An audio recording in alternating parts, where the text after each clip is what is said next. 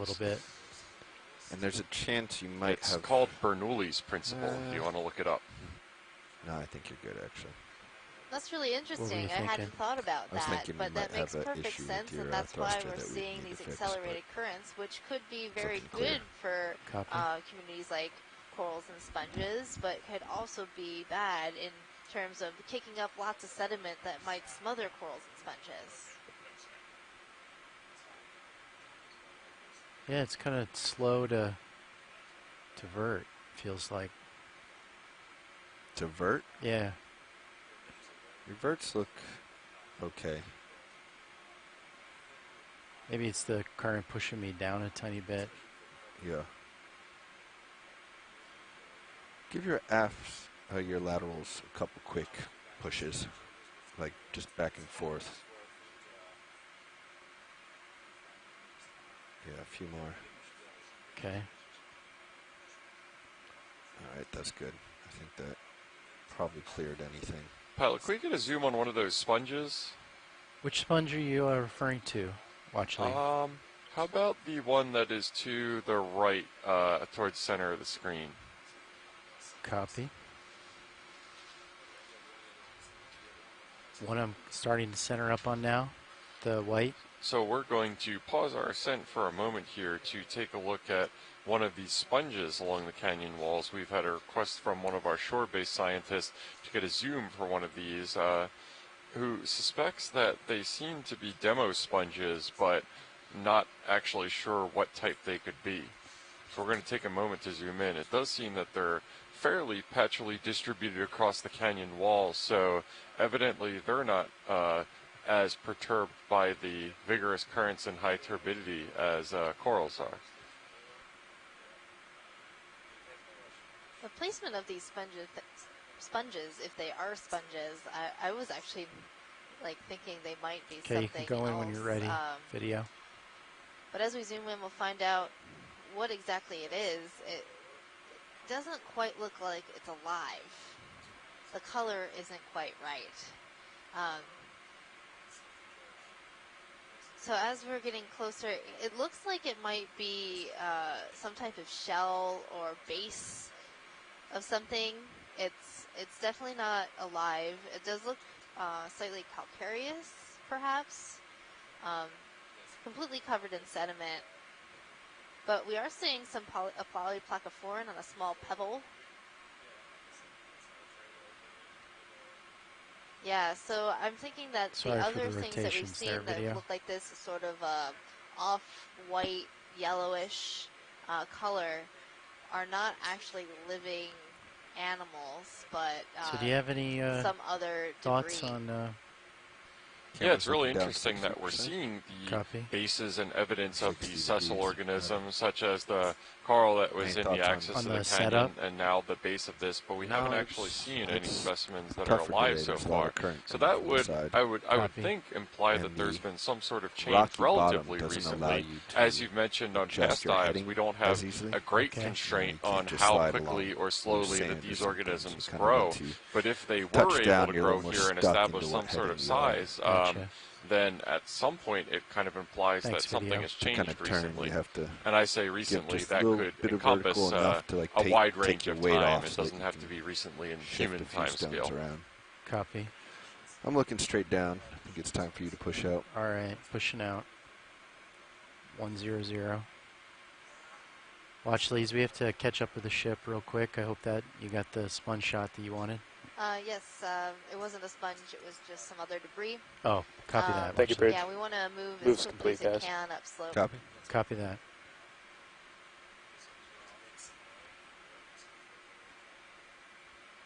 You got a big boulder there off to your right. Off to my right? Oh, yep. Yeah, thank you. Corner.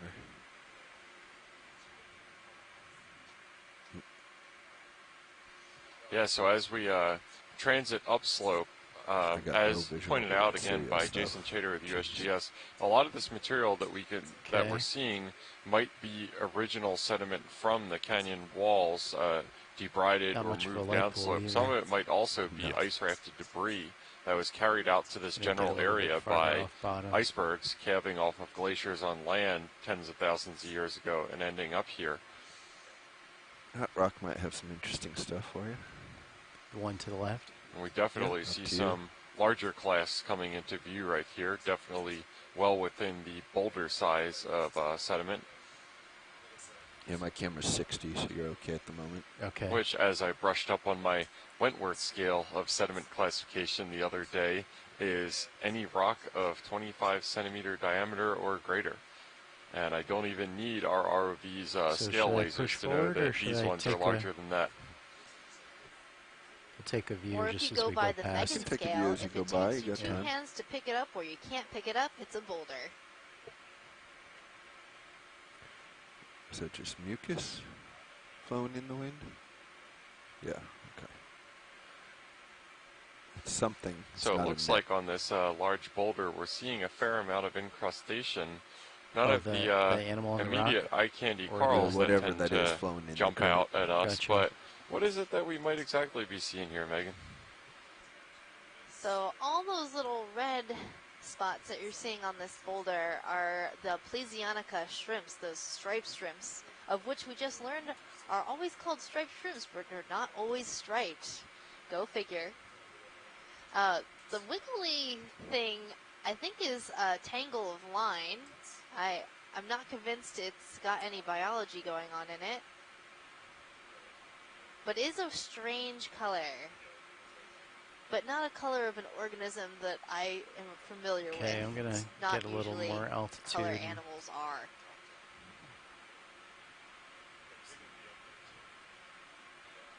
Swing back around. Boy, that really takes you. Yeah. So we are still pretty far down slope, just passing waypoint 1. We do have a bit more dive track planned, and we're going to do our best to try to make tracks up this slope as fast as we can in order to find the possible walls that might be hosting some really interesting animal communities. Not that this community isn't interesting, it really is. And the more you zoom in on these pebbles and rocks, the more you actually see. You might be seeing some polyplacophorans, those multi-plated mollusks that were on some of these rocks as we zoomed in. Perhaps a few sponges if you're lucky. These monkfish are even more well hidden than we have seen in the past. I think this gravelly, pebbly ground just really helps them blend. They're very suited to this environment and not being seen. The crabs you're seeing are in the genus Chasian, the red crab, the deep sea red crab. Apparently there's also a fishery for them out in front now. The southeast.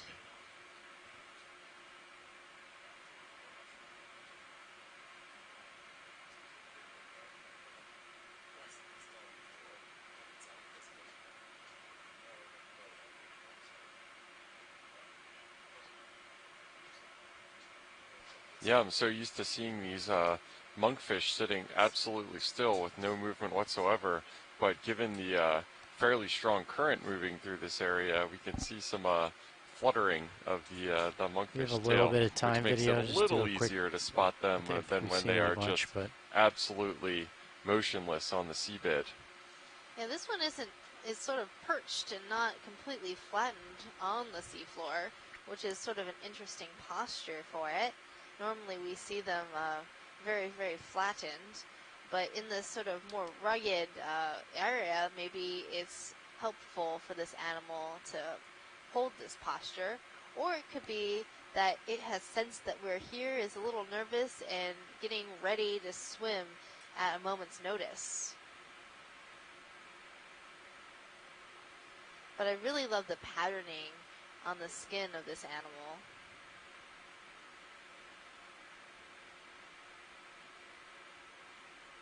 I also think we might have spotted a sponge off to the left when we were zoomed out. Okay, let's go it wide had sort then, of a video. translucent When you're ready. look to it. Off to the left, watch lead? Yes, pilot. I think it might be off screen where that crab is walking in from. Copy.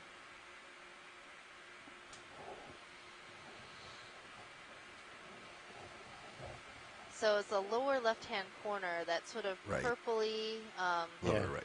Yeah, translucent area. Oh, right, yeah, it was the right-hand side. So I'm starting to center up on it now, that purple? Yes, pilot. Okay. Yeah, we're centering up a shot on this iridescent incrustation that seems to stand out a little bit here to assess whether it's a sponge or not. So it caught my eye because it's a different color than the rest of what we're seeing, and sponges, when they're alive, tend to be a bright white, almost iridescent-looking color, just because they need to keep their tissue clear.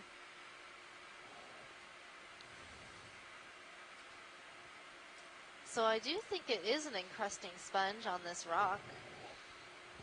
But you don't see a lot of them. In the other areas we surveyed, there was encrusting sponges on every surface. Okay, I'm going to pick up a little bit. Yeah, so it seems as filter feeders, this kind of strong current adversely affects them as well. Okay. But that was very good sponge sense to spot that one. Sometimes I got a spongy sense, and I'm really trying to find some really neat animals.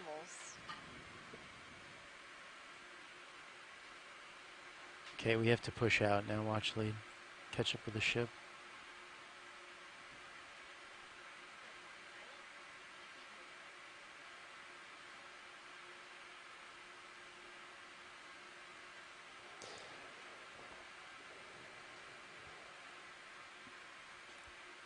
Bobby, it seems like that aft lat is either running hot or that sensor is. Yeah, I had him do some lateral movements. Yeah, and it's really interesting seeing just the huge range of grain size of this sediment that is encrusting this canyon wall. It's hard to get a sense of whether it's the wall proper or if this is sediment that has piled up and is now buttressed against the walls of the canyon that are somewhere underneath it. But whatever moved this sediment to this area was just relatively high energy processes, and this could be just a rain of ice rafted debris, or it could just be really poorly sorted clumps of debris flows down the wall of the canyon. Oh, got a net. Yep, net. You okay? So we're seeing a large net or I'm gonna go off to, should I go up? You should stay on it first. Back up okay. And see what's coming off of it before we just wander into the darkness. Okay. So I would push in slow, kind of look around, see if there's anything coming off of it. Okay. That's right, and we might modify our ascent approach a little bit upslope to give a large berth for this this net to avoid it at all costs. Yes, especially given how strong the currents are, we don't want it accidentally blowing into us. Because with all the current, we want to see if there's lines floating off of it. And instruments and cause a lot of damage. I'm at full lat right now. Looks very ghostly fluttering in this relatively strong current. I don't see anything on it. Do you, Chris? That's why they call them ghost nets. I don't know. They can entangle and trap animals. Should I go down current of it? Because I'm at full lat right now. If something happened, I would just drift right into it. They might not be able to get free. Yeah, I think we'll want to come around on the in the same way, side, if it got since we don't see any lines entangled around D2, we wouldn't be able to get free, and we would have to seems like that current's really picked up. Yeah, I feel like it has. Which could be very dangerous it's because probably tidal. I would probably also come up. Okay. Just a meter or so. Kind of tilt your camera down. Other systems and look at it as you come around with the ROV, and that's what we would have to do. But we don't want to put that kind of tension on our tether. Yeah, just kind of like you're doing right now. So if there is something down below, you're not going to tangle it. So bear with us, the seafloor might be coming out of view right now. Move is complete, guys, so if we want to go past it. To yeah, I think let's go past it. Okay, do you want to cheat towards that side? Or at the beginning of this dive and at a couple go like points. 110 or something? This is the Northeast Canyons and Seamounts Marine National Monument at Oceanographer Canyon that we're diving in right now and part of that being established is serving as a buffer zone against fishing activity. Yeah. So we can hope that this net drifted in from elsewhere instead of being more local. I'll get you going at 100. We are almost at the third year anniversary of this Marine National Monument being established. It was in 2016.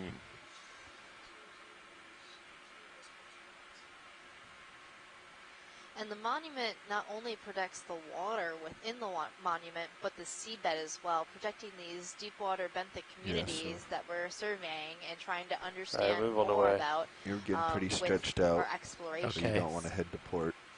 All right. I'll just kind of hold Looks like you do have something in front of you, though. And this monument is a national monument within the Atlantic Ocean. There are other monuments within U.S. waters so you can in the Pacific look at that. Ocean, Looks like something on top there while I make my way over this net and towards you. Copy. Yeah, and it looks like we're coming up again on some more massive boulders instead of the cobbles and pebble size that has characterized the wall so far. Can't tell just yet whether this is the canyon wall itself or large boulders that fell downslope, but some fish definitely likes the shelter that it provides. Yes, that is one of the morid fishes, fish in the family Moridae. The common names for the fishes include codling and hake. So this one looks like it might be Antimora. And then we finally have some great corals to look at. Those look like they might be that primnoid coral. Affirmative, 100 that we saw on the other side of that boulder. But we're having a couple healthy colonies hanging out here. And you also notice that there's another small fish in the background. That one, that one over there, that orange one. Yeah, this is good. You got lots to look at. It looks a lot like what we were calling the black belly rosefish.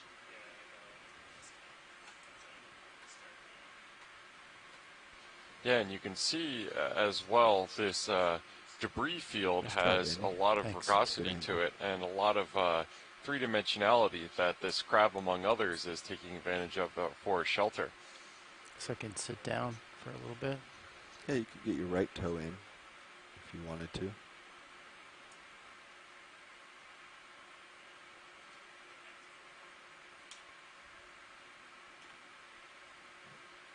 But I'm not sure quite yet, but it looks like there might be a sponge, that sort of white area just on the inside of this larger boulder that's closest to us. Just on the inside, like near where the fish is, Watchley? Yes, pilot. Okay.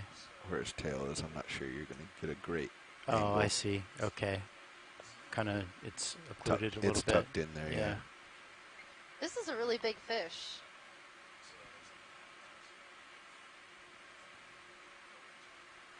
I think we found its home. Fish like to associate with large boulders and features on the seabed, generally using them for shelter and sort of a base of operations where they might go off to feed on flat sedimented areas, but come back to these boulders. We can try and do a partial at least on that, the sponge video. Yeah, I'm not going to be able to really get in there very much. We could try light bars, maybe. Oh, looks like you're caught up with me. You're fine. I'm hesitant to do any light bars in this visibility. Okay. All right, well, maybe we should move on then. Seems like since you're caught up. I think a zoom of the coral would be good before we get too far away.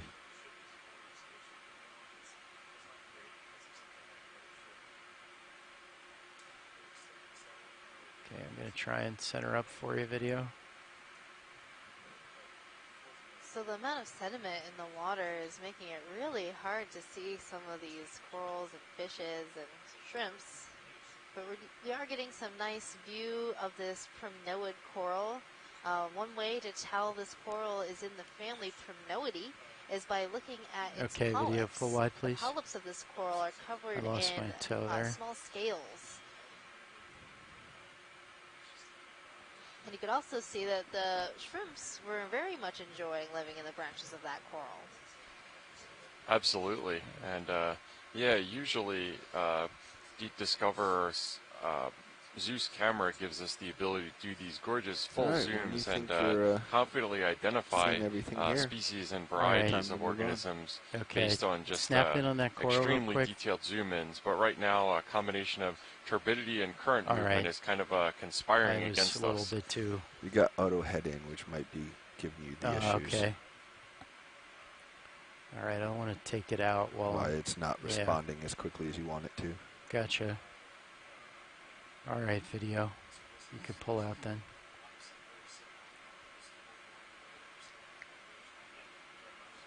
Yes, please. Thank you. All right.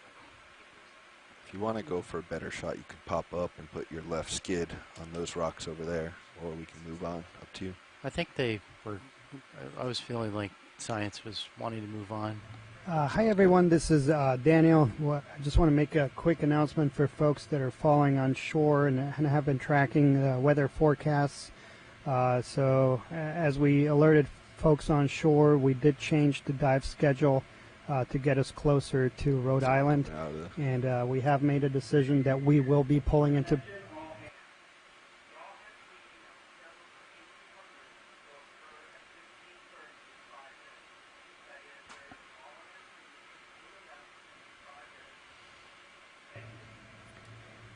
so I apologize about that. So yeah, we will be pulling into port tomorrow because Hurricane Dorian is going to do a northbound and is predicted to be in the area that we were supposed to be on Friday.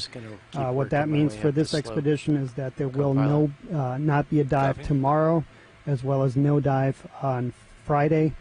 We don't know what it's going to look like after that. We will just pull into port, weather the storm, and then head back out to sea as soon as it's safe to do so. That's what we know at this time, so I just wanted to prepare folks on shore. I know several people were preparing to get to exploration command centers to work with midwater dives. We'll send out an email with all the details. But yeah, thanks again for all the support, and just know that there will be no dive tomorrow and no dive on Friday. So there's no huge risk. Great, thanks for that update, Daniel. Move this stuff slowly. And as we've been transiting across, we've definitely seen a couple more of those coral communities on this rock. It seems that this depth range is generally more suitable for living coral than shallower.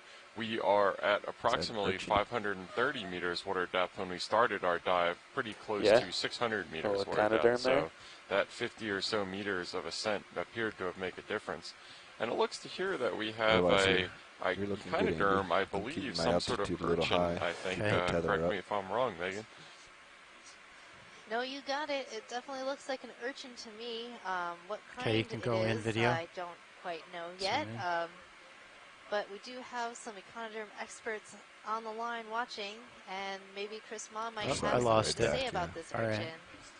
Yeah, it definitely doesn't look like one of our deeply fashionable pancake urchins with its little hooves that we're big fans of, I think. No, it's definitely not a pancake urchin. We are seeing that it has very short spines, more of a regular urchin, like you might say. We can push through it. Okay. Yeah, I'm trying to get a... Yeah, just get up on top and then lock a little forward, a little down, and you'll be set. Moves complete. It does have a very inflated body plan, very, very voluminous. Wait, like pushes me back and tilts me up. So I would guess that it has a hard test. Or is that my down thrust? That's your down thrust that's rocking you, pivoting you like a seesaw. You're going to want more forward than you do down. Okay. Yeah, so this would be one that if we brought it up topside, it would still remain its shape and kind of see that familiar urchin skeleton that you've probably seen after the spines fall off after I can always check your camera if you need help. Okay. But I think you got it.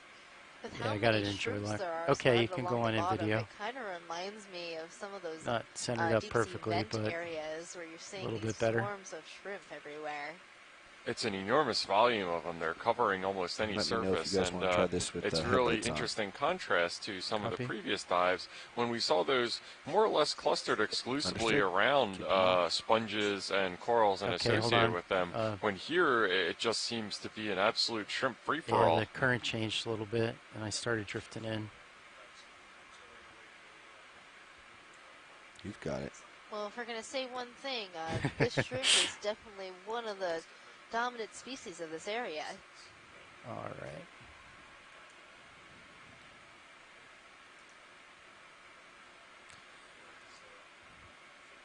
It's up to you. I find I like to sometimes keep it in manual rather than joy lock for things like this. Yeah. Because if you do start to slip, it's so hard to match what you were doing. Yep. Those other coral-like things hurts your that you're hands, seeing but in your view are actually hydroids. Can sometimes give you a little bit better control to adjust. Nigeria, great, thanks, Bridge. Which includes all of your jellies and your corals, urchins, corals. Okay, I think I got it there. Anemones. Anemones. All right, yeah, and if you, I'd appreciate till. Yeah, you got it. It's a and you can go in quite video. a vast group with a lot of different kinds of body plans. Yeah. The hydroids have sort of a coral-like body plan, but they are not corals. I think I'm losing it. Now, Megan, this is really interesting. Looking at this, it looks like there are kind of tentacles sticking out between the spines of this urchin. It almost looks like a hybrid between an urchin and an anemone. Well, those are actually its tube feet. They use them to walk around. Oh, okay. I've never seen them before on the top of the urchin, usually underneath. And I think we have somebody calling in to tell us a little bit more about this. Hey, so I think that this is Echinus, or what some people have also renamed Grail Echinus. Echinus is one of the oldest sort of typological genera of sea urchins, and a little while ago they revised it, and some of the taxa that were the species that were given to the genus originally were split off into different genera. So I'm not entirely sure what the difference is, but this looks a lot like the ones like the genus Echinus that I've seen in this area, but it's extremely variable, and there are different species. And so some of them have longer spines, some of them have shorter spines, but at this depth, especially with this kind of sort of the conical spines and the sort of, this is, if we were to collect this would definitely be one of the more sort of regular type urchins that, would be sort of shaped more like an egg and would have, the skeleton would actually be resistant, it would, as opposed to like the sort of pancake urchins where the skeletons would just collapse. These are fairly commonly encountered all throughout the North Atlantic, and I think we saw some species of this genus feeding on corals. I don't know if that's. I know that we've seen it on Okeanos plenty of times, but I don't even know if that's published yet or if they've studied it at any length. But these are, like I said, they're widely occurring, and there's multiple species, and some of them are quite large. Some of them get to be the size of melons, but others are sort of more traditionally urchin-sized, sort of more sort of orange to grapefruit-sized.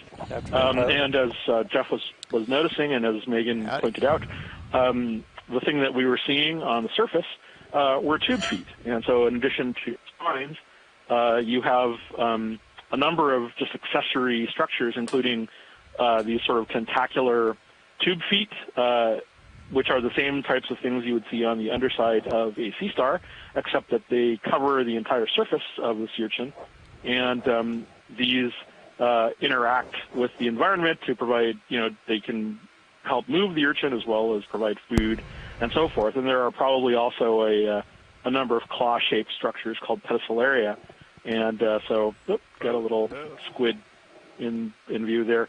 But yeah, it's not entirely clear what they're doing down here. I mean, what they eat, for example.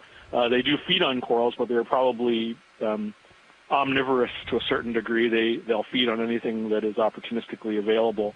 I've seen them feed on, a lot of people perceive sea urchins as being herbivorous, feeding on seaweed and so forth, and in shallow habitats, the poop from sea urchins is actually an incredibly important nutrient source.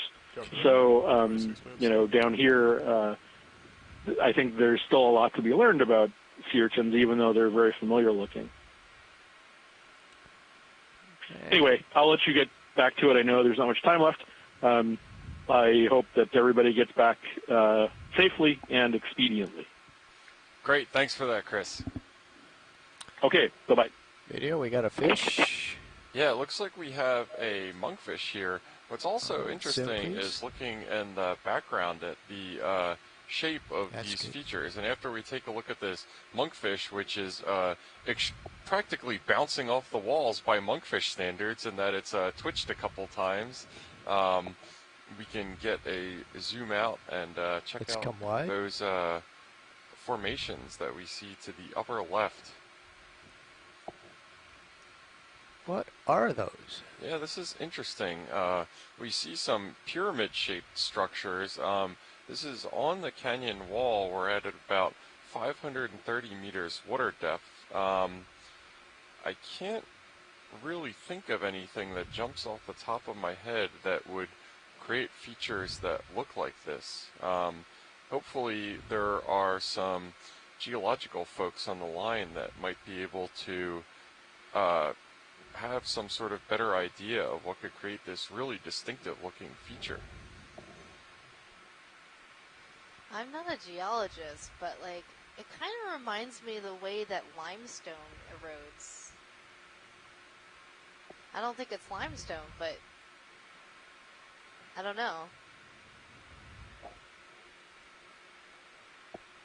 Yeah, it's really hard to tell what the substrate is, given that it's mantled by this, as well as the turbidity, which is giving us some issues of getting the true color of things. Yeah, but there are definitely these characteristic ridges, which seem to be oriented parallel with the slope, so along the direction of the slope, not across it. So it doesn't look like it's any of the sort of ridge type or amphitheater type that we see a lot along these canyon walls. They're more kind of spikes sticking out from the canyon walls, and it's a really distinctive shape. Pilot, can we get a zoom at the pyramid structures? Sure. Thank you. Just coming right a little bit here.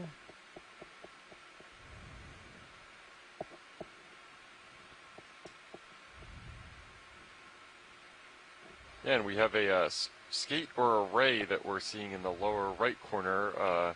Maybe tussling with a squid, it appears.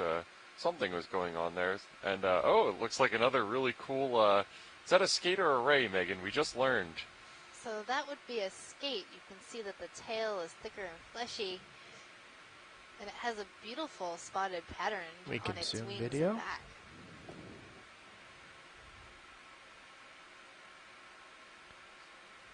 Yeah, okay. Getting some... Yeah, so one of our shore-based scientists did point out that it almost looked like at the tips of these tubes there was some sort of a tube or pore shaped at the edge of this.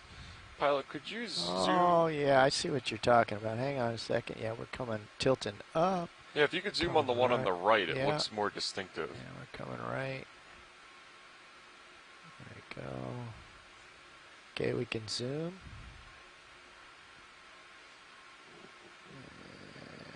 Yeah, so it's a little hard to see kind of through the fluff that we're looking at here.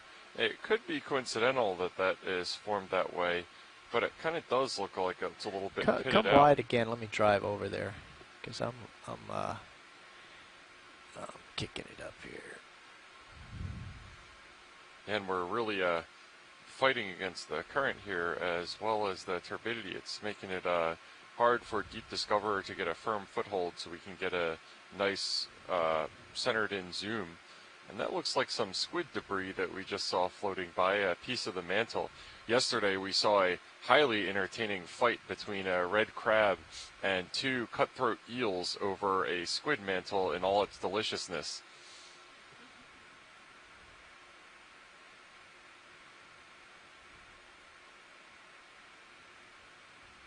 Yeah, I'm just at a complete loss as to what could form this. It could just be some funky coincidental erosion pattern of the wall. That's certainly not out of the question, and maybe that would be Occam's razor here in terms of just the most likely explanation instead of some sort of exotic geological formation I'm not familiar with. But I kind of want it to be something exotic. Think that's an invert? Well, possibly. I think I'm on the team that says it's so I'm probably gonna just pop a up and weird flow rock. left, it right broke here. off in a strange way, and it looks Pull wide. interesting.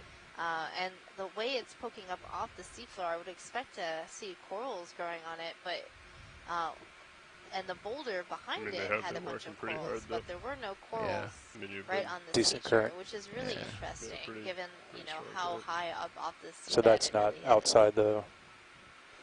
Yeah, and I'm glad that's the good opportunity to kind of talk about how rocks tend to break, because it's actually only in very certain rock formations that they do end up breaking randomly in just random shapes that aren't oriented in any sort of preferential way. The only formations in rocks that you generally see that don't have any sort of preference for how they break are called massive rocks, and in that case that means that their lithology, or the type of sediment that they're composed of, is more or less uniform, so there aren't any sort of planes or orientation to the rock. Usually what you'll see is some sort of stratification in the rock or preferential layering, and that's why a lot of the slabs of sediment that we've seen on the seafloor have been more of kind of sheets or square blocks, more or less, that might have been rounded off or beaten up as they went down the wall, instead of these just odd oblong formations. We're going to be coming off bottom at the top of the hour, so just a little under 20 minutes left.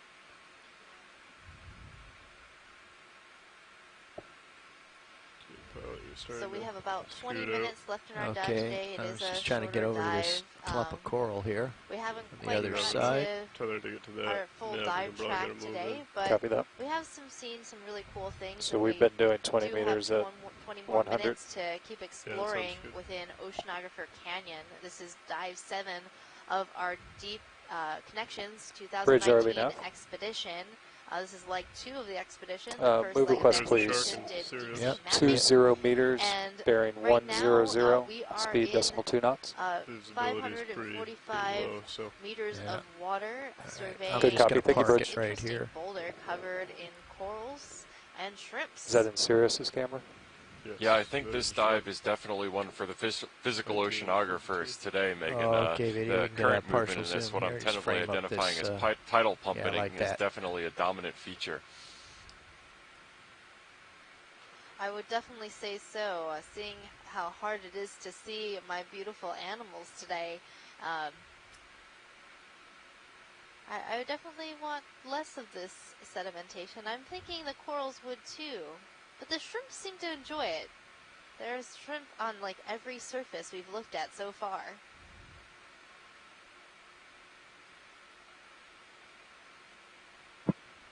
Hi guys, I looked up the records in our collections, and using a trawl away from the rocks, there's anywhere from 20 to 40 shrimp in a single trawl. But if these things prefer rocks or corals or that, there were probably even more, like you're seeing right now. Oh, I can only imagine how many of these a bottom trawl in this area would bring up. You would probably have more shrimp density than human density on this vessel.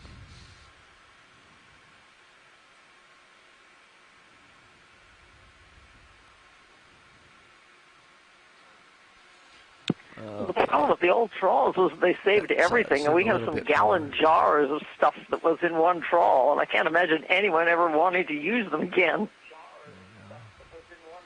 Yeah, absolutely. It's the trick is you don't know when people will need them, and if you throw them out, you can't make use of it in the future. So Megan, what kind of corals are we looking at? And it looks like there's a little bit of sponge action to the lower left as well. So we are seeing our Primnoa coral on the right-hand side. That's the same coral we've seen before, but this one on the left is a little bit different. I'm not sure. I'm trying to get a good look at the polyps. it might be a type of bubblegum coral in the back that's branching, and then it might be a stoloniferous coral in the front.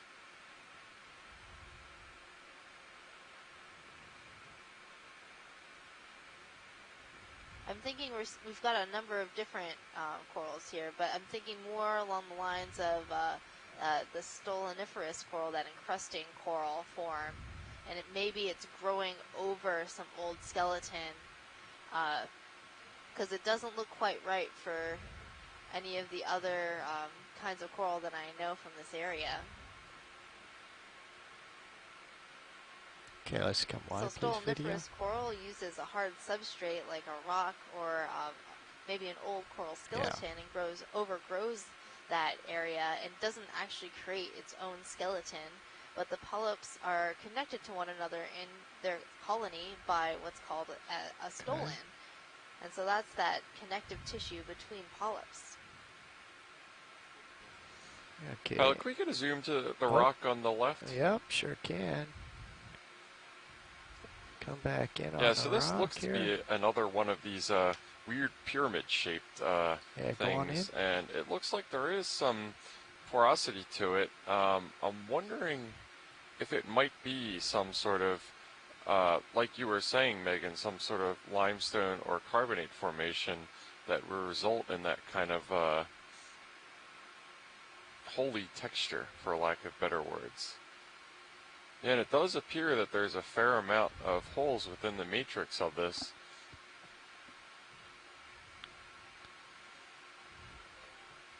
Pilot, could we scrape this? Scrape it?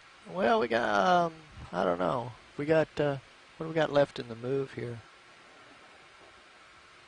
We probably have 2 minutes left in the move. 2 minutes, I mean distance-wise. I'm already looking down 275. Yeah. Or potentially collect a sample of it. Well, I'd say easy stop then on the move there before things get too far gone. Copy that. Bridge ROV nav. May be a bit of a challenge. Let me see if I can get myself firmly planted. To do. We were just calling to see if you were all stopped. Thank you. We're all stopped, pilots. Okay. Yeah, thank you. So, I know they said this one, but the one to the left, they give you some more relief from the current if you set it behind it where there's two of them. Yeah. I don't know if watch leads would prefer one or the other. So our pilots right now are assessing whether the sea conditions are going to allow us to safely use a manipulator arm to either scrape these formations or possibly take a sample of one of them. It might not be the case that it is, so bear with us for a second there while our pilots confer. That's what I'm thinking. That's good. Good co-piloting there. Thank you. See if I can. I don't know if I'm going to stay planted, but we'll soon see. Yeah. Okay, we're coming down. We're pushing in. This way you'll also be using your verts more to, your axials, excuse me. Yeah, good point. Yeah, push.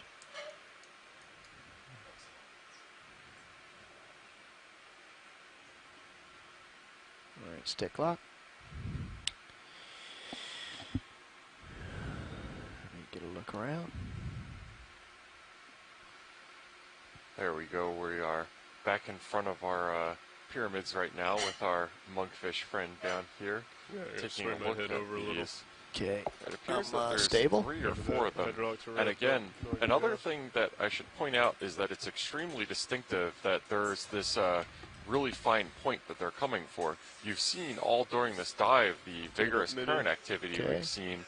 And generally speaking, when there's any sort of current like this, sharp edges like this tend to get eroded off. You want me to look at the arm, or you current activity will tend to do that, or rocks coming from I areas. think you're looking at the rock for now. I'll get out there here in just a sec. That. Mini Zeus is on the rock feature. Okay, hydraulics on. Yep. Up, comm fail action. Hang on a second. Test. Display comm. Okay, 0 errors. Exit.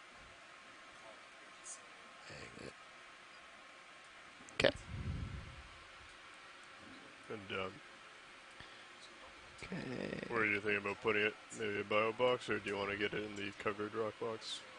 I think covered rock box would be easier, so let's swing over there and get the box open first. Cover that, looking down. Arm active.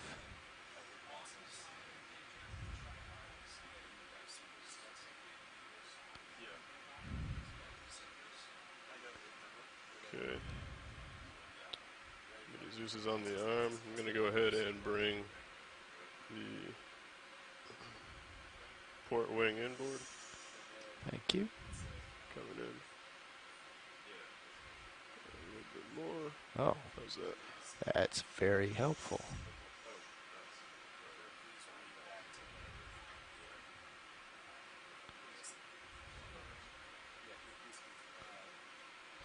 Yeah, so I'm conferring with Megan. We're kind of speculating here wildly what this material might be, and Megan is comparing it to the tops of Guyot, G-U-Y-O-T, which are flattened out seamounts that end up having fringing coral reefs on them, which is all limestone or calcium carbonate source sediment made out of layers and layers of that coral after it grows. That this material looks similar. So we're kind of thinking it might be some limestone or chalk or calcium or carboniferous material. Okay, I'm gonna push ahead a little bit. Copy that.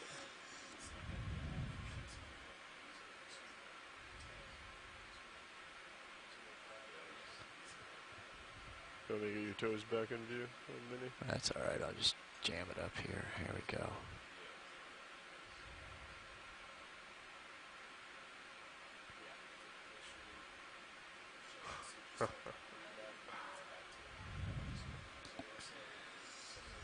Okay.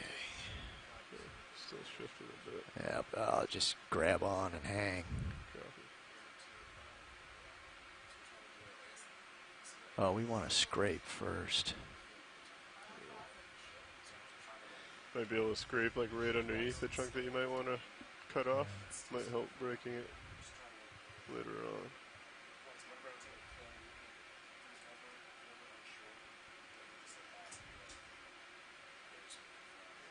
Seems rugged enough.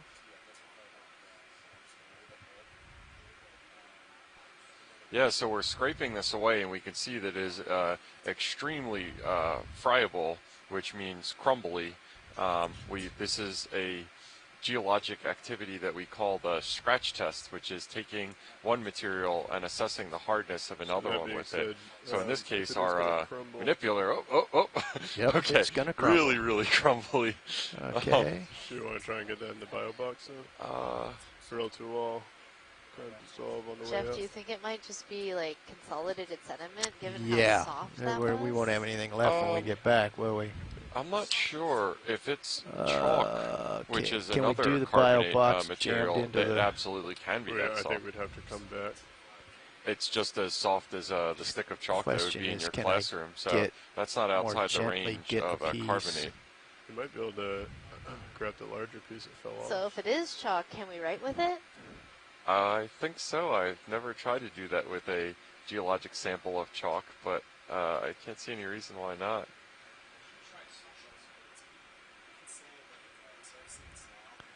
If we want to, we could also get maybe a suction sampler up there and fill up a container. Yeah, I think that's a better option.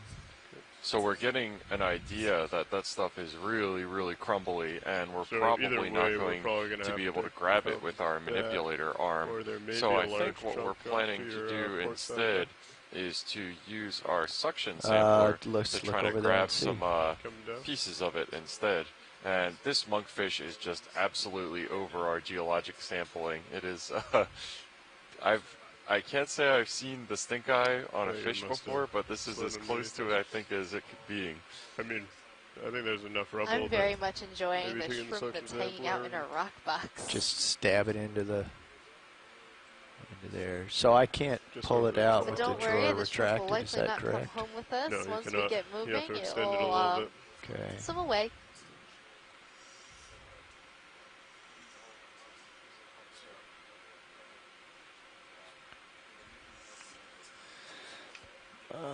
Okay. Well, I tell you what.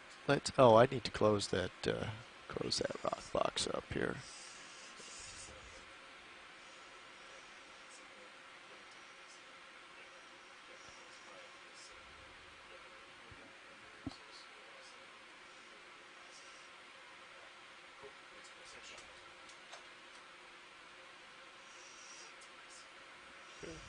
Yep, so we're closing up our rock box right now, which is what we were originally planning to put the sample in before we learned that it is very, very crumbly.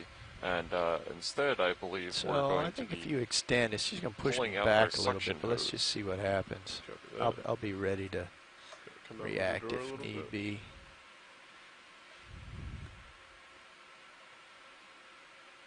Might be able to get just enough. If we get enough to grab the suction sampler, I think we're going to miss the monkfish as well. Okay. I think that should be enough to be able to grab it. Yeah, if I can reach over there. I had some trouble last time, but that might.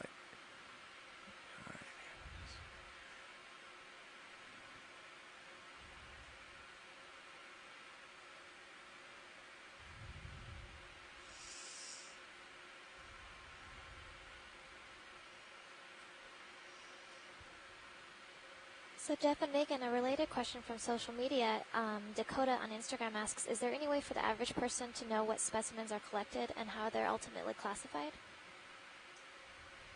They most definitely can. All of the specimens that we collect through this expedition will be archived at the Smithsonian, and you as a normal human being can go online onto their website and look up the different collections and see what's in the collection, when it was collected, where it was collected, and you can also request, if you are a scientist, that particular collection to come to your lab and you can study it. Or you can go to the Smithsonian and actually go and take a look at some of these specimen collections. Now it's being tough. For the rock samples, they are also going to be archived. Do you want to talk a little bit about the rocks, Jeff? Camera too. Yeah, it's Oregon State University has agreed to serve as the holding for all the geological samples that are collected on the Okeanos Explorer expeditions, such as the one that we are getting right now. And it looked like this rock, even though it stands no chance of the titanium manipulator arms of Deep Discoverer, was a little tougher than the... excellent. There we go. That's a nice chunk of this structure that we're getting right now. And it looks like we're getting some hole pieces inside. I'm looking at the chamber of our suction sampler we don't want right to just now. dissolve it all away. Yeah, and just really absolutely friable, all right. Very crumbly. We're good with that. That's great. Thank you, guys.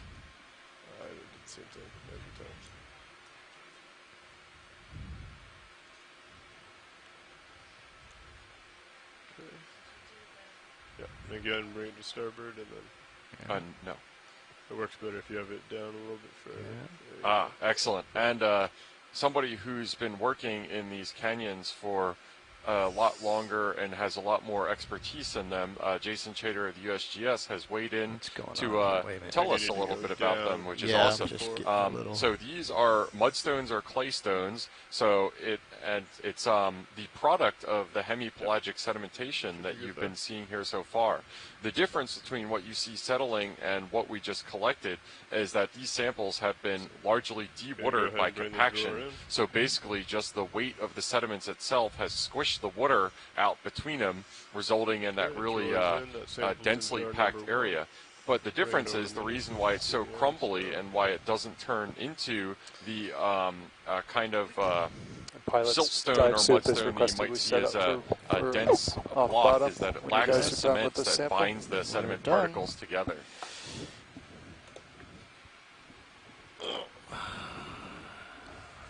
Yeah, and he also says that canyon modification, which is a wide range of all the processes that are active within these canyons that we've talked about, have combined to erode and redeposit the wall material, exposing things like this and burying other parts of the canyon. So this is probably an erosional feature that was just happened to be carved into this really distinctive, interesting looking shape. Looks like we're... So I believe that was a great geology you update. You are directly beneath me right now. Yeah. So I think if I just rotate to the starboard, that will bring me back in line with the ship. Roger that. Should bring out any turns that we have, and then we can, as we come up, you can push out. Yeah. I'm going to start that spin. Okay. And so with that brings us to the end of our dive, Dive 7 at Oceanographer Canyon, within the Northeast Seamounts and Canyons Marine National Monument. There are 3 undersea canyons within the monument, which includes Oceanographer, Gilbert, and Lydonia canyons. Okay. And Oceanographer Canyon is the largest canyon within the monument. I'm going to start coming up. Okay. And it descends 4,000 feet from its lip to its deepest location. And that's the average depth of the Grand Canyon. So we had a really short but also interesting dive today at Oceanographer Canyon, and we're sad to say that we'll be leaving bottom momentarily. Good. Yeah, and unfortunately, if you missed the update from Daniel, our expedition coordinator, this will be our last dive for a couple days. We are retreating back to Rhode Island to avoid the wrath of Hurricane Dorian, which is making its way up the coast right now. We operate with a large margin of safety, and it looks like Dorian's track is probably going to come across the path of our planned area of operation. We will not be having our post-dive call today, which would normally be to plan tomorrow's dive, so we will be updating via the chat room, email, and normal methods of communication as soon as we get word that it's safe to come back out and remain operations and continue deep connections. So thank you for joining us today on this dive. This is Jeff O'Belts, your expedition geology lead, signing off. Sorry to see your light pool in my Afghan. And sorry to say, this is Megan Putz, your biology lead, also signing off. Go ahead, Bridge.